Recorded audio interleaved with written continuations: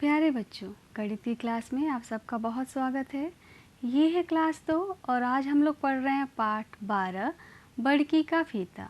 हमने इसके पहले के पाठ में भी नाप जो की कुछ गतिविधियाँ की थी और उसमें दूरियों को मापने के लिए मीटर और सेंटीमीटर का प्रयोग किया था। हमने सीखा था कि मीटर दूरी नापने की बड़ी इकाई है और सेंटीमीटर उससे छोटी इकाई है। आज के इस पाठ में भी हम मापन के संबंध में कुछ प्रश्नों को हल करेंगे। बड़की और उसकी बहन ऋतु अपने अपने लिए फीता खरीद कर के ले आए हैं। यहाँ पर फीते की जो लंबाई है वो ब्लॉकों से दिखाई गई है। स्लाइड में आप देखेंगे तो हर एक ब्लॉक 1 मीटर फीते को दिखा रहा है। तो यहाँ पे अगर 1, 2, 3, 4, 5 ब्लॉक बने हैं तो इसका मतलब होगा ये 5 मीटर की लंबाई दिखा रहे हैं। यहाँ 3 ब्लॉक बने हैं तो ये 3 मीटर की लंबाई को दिखा रहे हैं और दोनों के फीतों की कुल लंबाई कितनी है। बड़की का फीता कितना लंबा है 5 मीटर, ऋतु का फीता कितना लंबा है 3 मीटर। दोनों के फीतों की कुल लंबाई निकालने के लिए क्या करना होगा, हमें दोनों के फीतों का माप करना होगा। इसके लिए हम मीटर स्केल ले सकते हैं या मीटर का फीता ले सकते हैं। दोनों को नाप करके हमें पता चल जाएगा कि कितना कुल लंबाई दोनों फीतों की मिला करके हुई। या जितने भी ब्लॉक हमने दिखाए हैं उन ब्लॉकों को एक जगह रख के उनको हम गिन लेंगे तो हमें पता चल जाएगा कि कुल ब्लॉक कितने हुए। कुल ब्लॉक कितने हुए 8 मीटर हुए, यानी कि 8 मीटर दोनों के फीतों की कुल लंबाई है।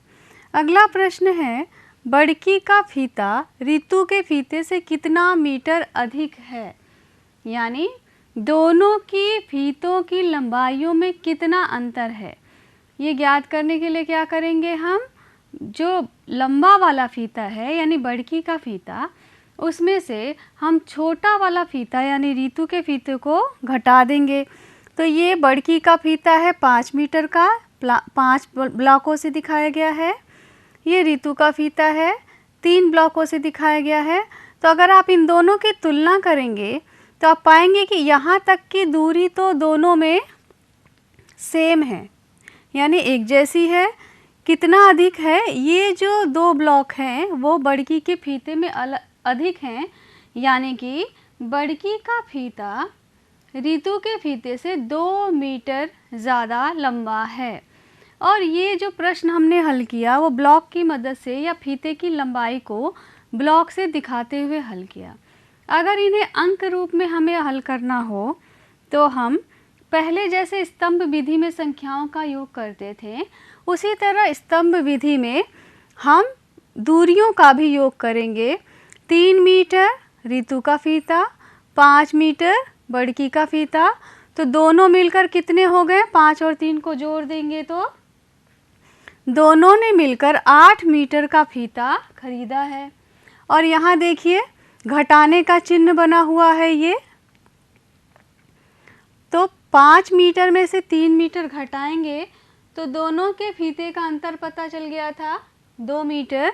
बड़की का फीता ऋतु के फीते से 2 मीटर अधिक लंबा है।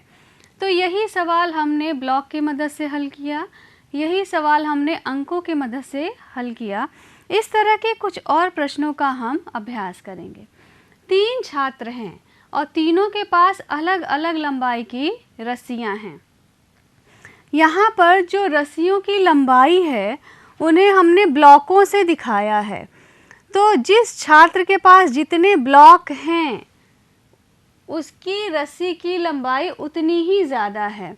आप यहाँ देखिए, पहले छात्र के पास 12 मीटर, दूसरे के पास 8 मीटर, तीसरे के पास 16 मीटर लंबी रस्सी है। तो ये जो पीले रंग के ब्लॉक देख रहे हैं आप, ये पहले वाले छात्र के 12 मीटर लंबी रस्सी को दिखा रहा है। तो ये कितने ब्लॉक हो गए, 12 ब्लॉक 12 मीटर की रस्सी को दिखा रहे हैं। दूसरे छात्र के पास कितनी लंबी रस्सी है, 8 मीटर लंबी रस्सी है। तो यहाँ ये नीले नीले जो ब्लॉक है 8, ये 8 मीटर लंबी रस्सी को दिखा रहे हैं और तीसरे के पास क्या है, 16 मीटर लंबी रस्सी है। तो ये जो भूरे वाले ब्लॉक आप यहाँ देख रहे हैं, ये 16 ब्लॉक हैं जो 16 मीटर रस्सी को दिखा रहे हैं। हमें क्या करना है, प्रश्न में पूछा गया है उनके पास कुल कितने मीटर रस्सी है। हमें पता है कि जब भी हमें कुल कितना हुआ निकालना होता है तो हम दी गई सारी संख्याओं का योगफल कर लेते हैं। तो हमें क्या करना है, जितने भी ब्लॉक हमारे पास हैं, 12 ब्लॉक, 8 ब्लॉक और 16 ब्लॉक, उन सबको हम एक जगह इकट्ठा करके क्या करेंगे, जोड़ लेंगे। तो हमें पता चल जाएगा कुल कितने ब्लॉक हैं और जितने ब्लॉक आएंगे उतने ही मीटर की रस्सी हमारी बनेगी।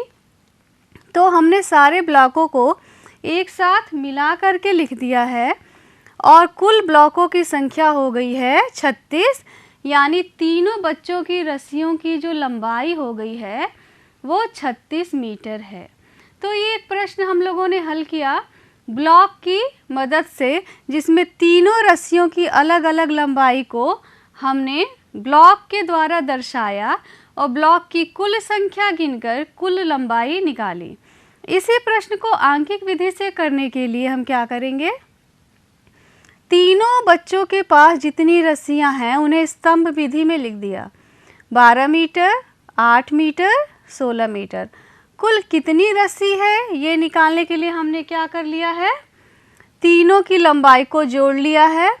कैसे जोड़ते हैं, जो इकाई का अंक है 2, 8, 6, उसे हम इकाई में जोड़ेंगे। 8 और 2 कितने हो गए, 10, 10 और 6 कितना हो गया, 16। तो 16 इस तरह से लिखते हैं हम। तो इसमें इकाई का अंक यहाँ लिख दिया हमने और ये एक जो दहाई बची उसे हमने यहाँ पर जोड़ दिया। दहाई को कहाँ जोड़ेंगे, दहाई के साथ जोड़ेंगे। तो 1 दहाई, 2 दहाई और 3 दहाई, कितनी दहाइयाँ हैं, 3। तो आपने इसको जोड़ के लिख दिया 36 मीटर। कुल लंबाई कितनी आ गई, 36 मीटर। इस तरह की विधि का हम पिछले पाठों में भी प्रयोग कर चुके हैं। तो आप इसका जितना अभ्यास करते रहेंगे पिछले पाठों में जो आपने पढ़ा है, आगे के पाठों की अवधारणाएं समझने में आपको उतनी ही ज़्यादा आसानी होगी। यहाँ पर कुछ और जोड़ के प्रश्न हैं जिसे आपको करना है। जैसे 10 मीटर की दूरी है, उसमें कुछ दूरी और जोड़ी गई है तो कुल दूरी हो जा रही है 15 मीटर। इसे अंक रूप में कैसे पढ़ते, 10 मीटर प्लस ये जो है अननोन दूरी है, यानी नहीं पता है कितना जोड़ा गया है क्योंकि डैश लगा हुआ है, और कुल दूरी कितनी आ रही है, बराबर 15 मीटर। तो 10 में हम क्या जोड़ें कि 15 आ जाए। अब इसे करने के 2 तरीके हैं, या तो फिर हम 10 के आगे गिनना शुरू करें और तब रुकेंगे जब हमारा 15 का अंक नहीं आ जाता। 10 के बाद क्या आएगा, 11, फिर 12, 13, 14, 15, कितना जोड़ना पड़ा, 5 जोड़ना पड़ा। तो ऐसे भी आपको पता चल जाएगा कि 5 लिखेंगे तो 15 हो जाएगा। दूसरा तरीका ये है कि हम कुल लंबाई में से दी गई लंबाई को घटा दें। जब घटा देंगे 15 में से 10 तो आपको पता है क्या आ जाएगा, 5 आ जाएगा। यानी कि यहाँ पर 5 जोड़ेंगे तो कुल लंबाई 15 मीटर हो गई। दूसरा सवाल क्या है, 3 लंबाइयों का योग करना है, 4 मीटर, 7 मीटर और 8 मीटर। तो जैसे स्तंभ विधि में हमने यहाँ पर किया था, इसी का प्रयोग करते हुए आप ये जो सवाल है स्वयं से हल कर लेंगे। अब हम आगे के प्रश्नों को देखेंगे। आगे का प्रश्न है, 7 सेंटीमीटर का रेखाखंड खींचना है आपको, 5 सेंटीमीटर का एक दूसरा रेखाखंड खींचना है, दोनों की कुल लंबाई और दोनों का अंतर निकालना है। क्या करना है, 7 सेंटीमीटर का रेखाखंड खींचो, 5 सेंटीमीटर का एक दूसरा रेखाखंड खींचो, दोनों की कुल लंबाई और दोनों में अंतर निकाल लीजिए। ठीक है, आपको निकालना है। तो क्या किया, सबसे पहले हमने 7 सेंटीमीटर का रेखाखंड खींचा। कैसे खींचेंगे, अपनी क्लास में जो स्केल का प्रयोग करते हैं उस स्केल का इस्तेमाल करके हम 7 सेंटीमीटर का रेखाखंड खींचेंगे। ये लाल वाली लाइन 7 सेंटीमीटर का रेखाखंड है। फिर क्या करना है, 5 सेंटीमीटर का रेखाखंड खींचना है। उसी विधि से हम 5 सेंटीमीटर का भी रेखाखंड खींचेंगे, यानी स्केल रखेंगे और नाप के खींच लेंगे। दोनों की कुल लंबाई का मतलब क्या हुआ, नापना है आपको स्केल से। एक बार 7 और 7 के आगे बढ़ाते हुए 5 सेंटीमीटर खींच लेना है, यानी जोड़ना है कि कुल कितनी लंबाई हुई। तो दोनों की कुल कितनी लंबाई हो गई, 7 और 5। अगर आप एक ही स्केल पर आगे बढ़ा के नापेंगे तो आपको पता चलेगा कि ये 12 सेंटीमीटर हुआ। या जैसे पिछले प्रश्नों में किया था, इसको ब्लॉक के मदद से दिखा दें तो क्या करेंगे, 7 सेंटीमीटर के लिए 7 ब्लॉक और 5 सेंटीमीटर के लिए 5 ब्लॉक, और दोनों ब्लॉकों को जोड़ दिया। जोड़ने के लिए क्या करेंगे, कुल दोनों ब्लॉकों की जितनी संख्या है उन्हें हम गिन लेंगे। तो कितना आ जाएगा, 12 सेंटीमीटर। तो ये कुल लंबाई आ गई 12 सेंटीमीटर। और दोनों में अंतर कितना है, दोनों में अंतर के लिए हम बड़ी वाली लंबाई में से छोटी वाली लंबाई को घटा देंगे तो आ गया है यहाँ पे 2 सेंटीमीटर का रेखाखंड। आप इसे स्केल से भी नाप करके कर सकते हैं, और आपको ये सवाल कई विधियों से करने की कोशिश करनी चाहिए, यानी स्केल का भी प्रयोग करके करिए, ब्लॉकों को या कंकड़ों को भी जोड़ करके या घटा करके करने का प्रयोग करिए। और इस तरह से यहाँ देखिए दोनों लाइन एक समान हो गई, यानी ये भी 5 सेंटीमीटर हो गई, ये भी 5 सेंटीमीटर, और बची हुई लाइन जो है वो दोनों का, या रेखाखंड जो है वो दोनों का अंतर है। अब इसी सवाल को हम आंकिक विधि से करेंगे, ठीक है। आंकिक विधि में क्या करना होगा, जब दोनों का योगफल निकालना होगा तो हम स्तंभ विधि में लिखेंगे, जोड़ का चिन्ह लगाएंगे और जैसे पहले जोड़ते रहे वैसे जोड़ेंगे। तो एक लंबाई कितनी थी, 7 सेंटीमीटर का रेखाखंड, दूसरी थी 5 सेंटीमीटर का। 7 और 5 जोड़ेंगे तो बहुत आसानी से आपको पता है कुल लंबाई कितनी हो जाएगी, 12 सेंटीमीटर। जोड़ का चिन्ह भी लगा हुआ है। दोनों का अंतर कितना होगा, दोनों का अंतर निकालने के लिए 7 में से 5 घटा देंगे, घटाने का चिन्ह लगा दिया, और घटाने पर आपको पता चलेगा अंक रूप में कि 2 सेंटीमीटर दोनों का अंतर आएगा। अब जो भी मीटर का फीता या मीटर का स्केल आपके पास है उसका प्रयोग करते हुए आपके आसपास जो चीज़ें हैं, जैसे मेज अगर है तो मेज की लंबाई नापिए और देखिए कि वो लंबाई 1 मीटर से अधिक आ रही है तो कितनी अधिक आ रही है, सेंटीमीटर में कितनी आ रही है, और उसे आपको यहाँ पे भरना है। मेज की चौड़ाई कितनी आई, उसी मेज की जिसकी आपने लंबाई नापी थी चौड़ाई नाप लीजिए, और दोनों का योग करना है आपको, यानी मेज की लंबाई और मेज की चौड़ाई जोड़ करके लिखना है यहाँ तीसरे वाले पंक्ति में, और दोनों का अंतर भी लिखना है, यानी मेज की लंबाई मेज की चौड़ाई से कितनी अधिक है, ठीक है। जैसे मैंने जो मेज नापी थी उसकी लंबाई आई थी 100 सेंटीमीटर, ठीक है। जो मेज मैंने नापी उसकी चौड़ाई आई थी 80 सेंटीमीटर।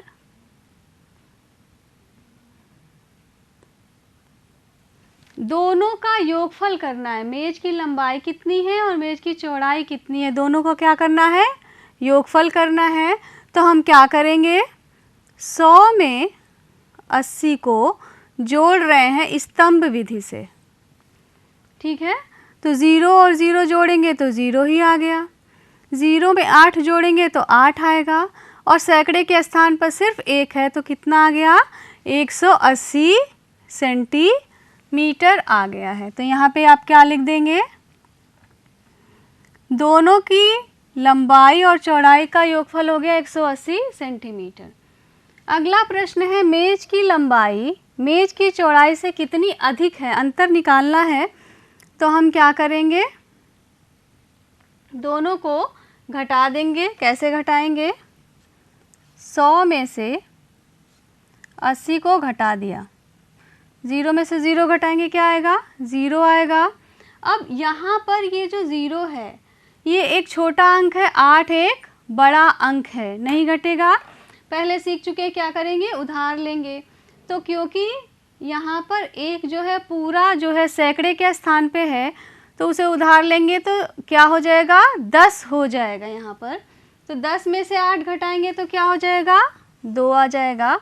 यानी कि जब हमने मेज की लंबाई से मेज की चौड़ाई को घटाया तो अंतर कितना आ गया, अंतर आया 20 सेंटीमीटर। तो आपने यहाँ पे क्या लिख दिया, 20 सेंटीमीटर। ठीक है। आपके पास जो कुछ भी वस्तुएं हैं अपने आसपास, जैसे कुर्सी है तो कुर्सी की ऊंचाई कितनी है, कुर्सी की चौड़ाई कितनी है, या अगर आपके पास कोई दूसरी फर्नीचर की चीज़ें हैं, तख़्त है या दूसरी और भी चीज़ें हैं, आपके टिफ़िन बॉक्स है, तो उसकी लंबाई चौड़ाई निकाल के उनका योगफल करिए और उन दोनों में अंतर निकालने का अंतर कितना होगा ये भी निकालने की कोशिश करिए। एक अगला प्रश्न है, एक बांस 12 मीटर लंबा है, इसमें से 4-4 मीटर के कितने टुकड़े बनेंगे। क्या किया है यहाँ पर, 12 मीटर लंबे बांस को हमने 12 ब्लॉकों से दिखा दिया। अगर आप देखें तो ये ब्लॉक का सेट बना दिया है जिसमें 12 ब्लॉक हैं। तो एक ब्लॉक 1 मीटर को दिखा रहा है, तो 12 मीटर के लिए 12 ब्लॉक, 4-4 मीटर के टुकड़े बनाने हैं। तो क्या करेंगे, 4-4 का सेट बना लेंगे। हम 4-4 को अलग अलग कर लेंगे। तो यहाँ पे देखिए जो रेखा खींच गई, हर एक रेखा के अंदर 1 2 3 4 ब्लॉकों के सेट हैं। ठीक है। तो कितने टुकड़े बन रहे हैं, कितने सेट बन रहे हैं, 1 2 3, यानी 12 मीटर लंबे बांस को अगर 4-4 मीटर के बराबर टुकड़ों में बांटा जाए तो कितने टुकड़े बनेंगे, 1 2 3 टुकड़े बने। और इसी को आंकिक रूप में अगर हमें दिखाना होगा तो हम क्या करेंगे, अगर आप प्रश्न को ध्यान से पढ़ेंगे तो आपको पता चलेगा इसमें बांटा जा रहा है। 12 मीटर के बांस को 4-4 मीटर में बराबर बांटा जा रहा है, यानी ये भाग का प्रश्न है और इसे हम लोग पहले भी सीख चुके हैं हल करना। तो क्या करेंगे, 12 को भाग दिया है 4-4 से, 4 से भाग दिया है, 4-4 मीटर के टुकड़े बनने हैं। तो अब हम भाग विधि से हल करेंगे, तब भी ये पहाड़ा भी पढ़ के कर सकते हैं, अलग अलग हम समूह बना के भी भाग विधि से कर सकते हैं, घटाना करके भी लगातार कम कर सकते हैं। और ये सारी चीज़ें हम लोगों ने पहले के कक्षाओं में की हैं। तो यहाँ भी आपको उत्तर मिलता है 3, यानी 3 बराबर टुकड़े बनेंगे। इसके बाद अगला प्रश्न है, शीला की एक फ्रॉक में 2 मीटर कपड़ा लगता है। एक फ्रॉक बनाने के लिए कपड़ा कितना चाहिए, 2 मीटर। उसकी 4 फ्रॉक में कितने मीटर कपड़ा लगेगा। ठीक है। तो अब प्रश्न को ध्यान से समझिए और कोशिश करिए याद करने की। क्या इस तरह के प्रश्न हम लोगों ने पहले हल किए हैं, बिल्कुल हल किए हैं। कौन कितनी बार वाले में हम लोगों ने हल किया था कि अगर कोई संख्या या कोई वस्तु बार बार रिपीट हो रही है, दोहराई जा रही है, तो हम क्या करते हैं, उसका गुणा करते हैं। यहाँ पर 1 मीटर फ्रॉक में 2 मीटर कपड़ा लग रहा है, 4 फ्रॉक में कितना कपड़ा लगेगा। तो 2 मीटर को हमने 4 बार रख दिया। ठीक है। और अंक रूप में भी 4 बार रख दिया। 2 मीटर 2 मीटर 2 मीटर 2 मीटर जोड़ने पे कितना आया, 8 मीटर कपड़ा आया। ठीक है। तो 4 फ्रॉक में कितना कपड़ा लगेगा, 8 मीटर। एक फ्रॉक में 2 मीटर तो 4 फ्रॉक में 8 मीटर, 2 को 4 बार जोड़ दिया। इसे अंक रूप में दूसरे विधि से करने के लिए क्या करेंगे, 4 बार 2 को लिखा गया है। देखिए 1 2 3 4, तो ये क्या हो गया, गुणा हो गया। और गुणा करने के तरीके से अगर हम पहाड़ा पर पढ़ के करें या बार बार जोड़ के करें तो भी आंसर कितना आएगा, 8 मीटर। दोनों ही विधियों से इसको किया जा सकता है। हीरा को अपने स्कूल जाने के लिए इस रास्ते से चलना पड़ता है। ये हीरा का स्कूल है, और स्कूल से तालाब की दूरी कितनी है? 50 मीटर। तालाब से खेत की दूरी कितनी है? 150 मीटर। खेत से सड़क की कितनी दूरी है? 100 मीटर। और सड़क से स्कूल की दूरी है 130 मीटर। कुल दूरी कितनी है? यानी कि हीरा जब अपने घर से इस रास्ते से होते हुए स्कूल जाएगा तो वो कुल कितनी दूरी चलेगा, ये ज्ञात करने के लिए क्या करेंगे? सारी दूरियों को जोड़ देंगे यहाँ जो लिखी हुई हैं। तो अगर आप इस तरीके से जोड़ें या स्तंभ विधि से जोड़ें तो उत्तर कितना आ गया? 430 मीटर। स्थानीय मान का प्रयोग करते हुए इसे जोड़ेंगे, यानी हीरा को अपने स्कूल जाने के लिए 430 मीटर की दूरी को चलना पड़ता है। उसी स्कूल से और बच्चे कितनी कितनी दूर रहते, देखिए यहाँ एक सारणी बनी है जिसमें दिखाया गया है कि कौन सा बच्चा कितनी दूर स्कूल से रहता है। Sujeet 850 metre, Mona 370 metre, Sonu 150 metre और डेविड 650 मीटर दूर रहता है।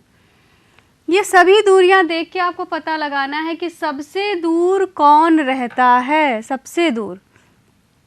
अब दूरियां देखिए और इनकी तुलना करिए। छोटी बड़ी संख्याओं में हमने संख्याओं की तुलना करना सीखा था स्थानीय मान की मदद से, और यहाँ पर देखें तो सभी 3 अंकों की संख्याएं हैं, यानी सैकड़े की संख्याएं हैं।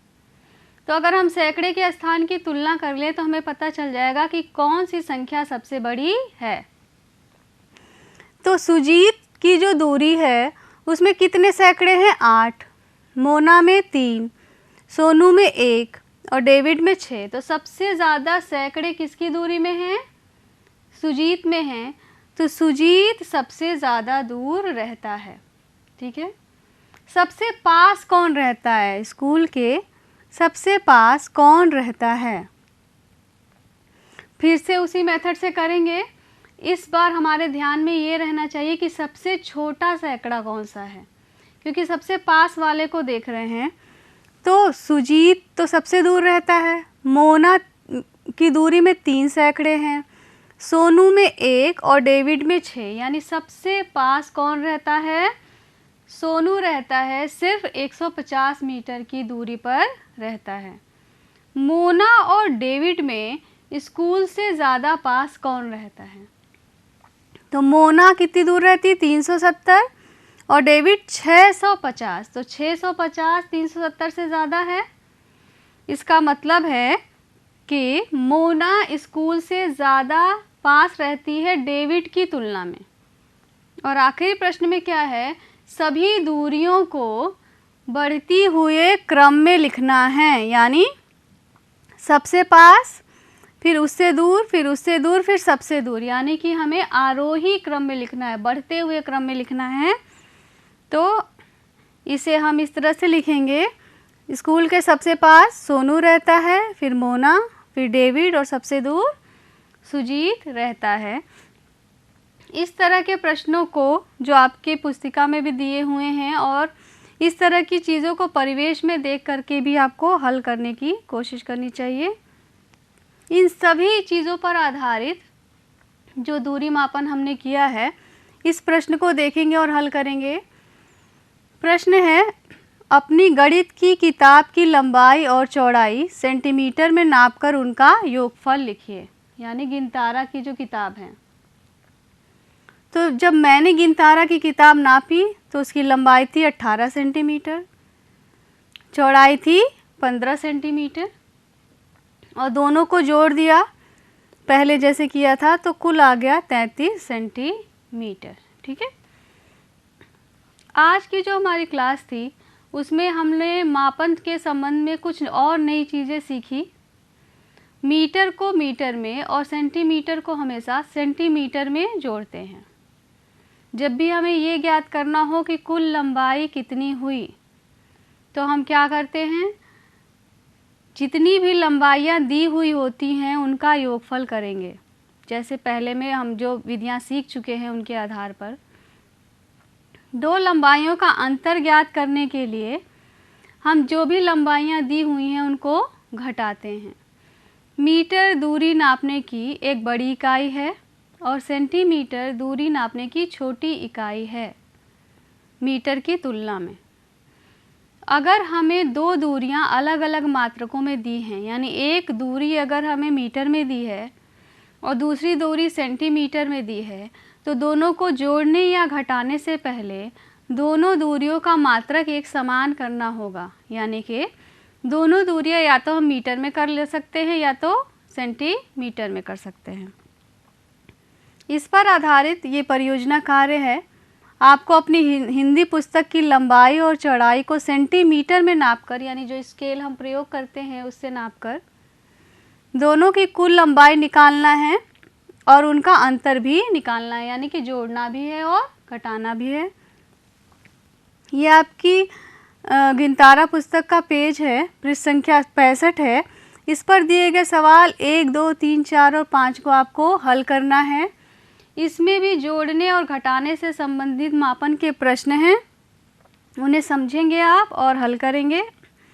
आशा है कि आज की जो क्लास है वो आपके लिए बहुत उपयोगी साबित हुई होगी। और भी अभ्यास करते रहिए, ज़्यादा से ज़्यादा दूरियों को नापिए और पिछले पाठों में जो चीज़ सिखाई गई है उसका भी अभ्यास करिए। अगले क्लास तक नमस्कार।